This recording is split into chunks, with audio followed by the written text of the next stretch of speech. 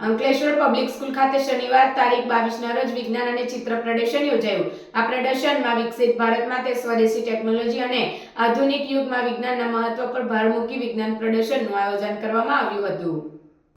Ankleshwar public school ખાતે શનિવાર તારીખ 22ના રોજ વિજ્ઞાન અને ચિત્ર પ્રદર્શન યોજાયું હતું। આ પ્રદર્શનમાં વિકસિત ભારત માટે સ્વદેશી ટેકનોલોજી અને આધુનિક યુગમાં વિજ્ઞાનના મહત્વ પર ભાર મૂકી વિજ્ઞાન પ્રદર્શનનું આયોજન કરવામાં આવ્યું હતું। વિજ્ઞાન પ્રદર્શનની શુભ શરૂઆત સુરત શહેર કોંગ્રેસના કાર્યકારી પ્રમુખ ફિરોઝભાઈ મલેક, શાળાના પ્રમુખ નાઝુ ફળવાલા, પ્રાઇમરી અને સેકન્ડરીના આચાર્ય કવિતા કાલગુડે અને પ્રી પ્રાઇમરી અને પ્રાઇમરીના આચાર્ય શ્રદ્ધા પટેલ તથા અન્ય ટ્રસ્ટીગણ સ્કૂલના શિક્ષકો દ્વારા રિબિન કાપી ખુલ્લું મુકાયું હતું। પ્રી પ્રાઇમરી, પ્રાઇમરી અને સેકન્ડરી વિભાગના વિદ્યાર્થીઓએ વિજ્ઞાનના શિક્ષકો, ક્લાસ ટીચરના માર્ગદર્શન હેઠળ વિજ્ઞાન પ્રત્યેનો અભિગમ કેળવવા અવનવા મોડલના પ્રયોગો રજૂ કર્યા હતા। અંકલેશ્વર પબ્લિક સ્કૂલ ખાતે વિજ્ઞાન દિવસ કેમ માનવામાં આવે છે તેની સમજ વિદ્યાર્થીઓને સ્કૂલમાં ઉપસ્થિત મહેમાનોએ આપી હતી। વિજ્ઞાન દિવસ જાણીતા વૈજ્ઞાનિક સીવી રમણ દ્વારા ઇફેક્ટનું સંશોધન કરવામાં આવ્યું હતું, જેના લીધે દર વર્ષ તારીખ 28 ફેબ્રુઆરીના રોજ વિજ્ઞાન દિવસ તરીકે ઉજવાય છે। પરંતુ સ્કૂલ દ્વારા આજ રોજ વિજ્ઞાન દ્વારા વિવિધ પ્રકારના બનાવેલ વિજ્ઞાનના મોડેલ તૈયાર કરી વાલીઓની અને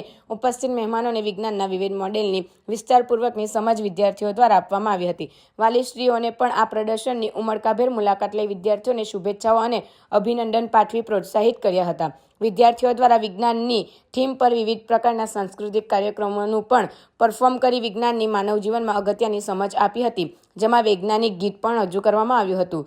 ધન્ય હૈ જો વૈજ્ઞાનિક પરહિત में काम करे, मानव को दे साधन, दुनिया में जो नाम करे धन्य है जो वैज्ञानिक परहित में काम करे। આ કાર્યક્રમમાં રસ સ્વાગત પ્રવચન શિક્ષિકા મારિયા કાનુગાએ કર્યું। આભાર વિધિ મોઇના રંગરેજ દ્વારા કરવામાં આવી હતી। આ વિજ્ઞાન પ્રદર્શનનું આયોજન શાળાના વિજ્ઞાનના શિક્ષકો દ્વારા આચાર્યના માર્ગદર્શન હેઠળ સમગ્ર શિક્ષક સ્ટાફ દ્વારા સફળતાપૂર્વક કરવામાં આવ્યું હતું।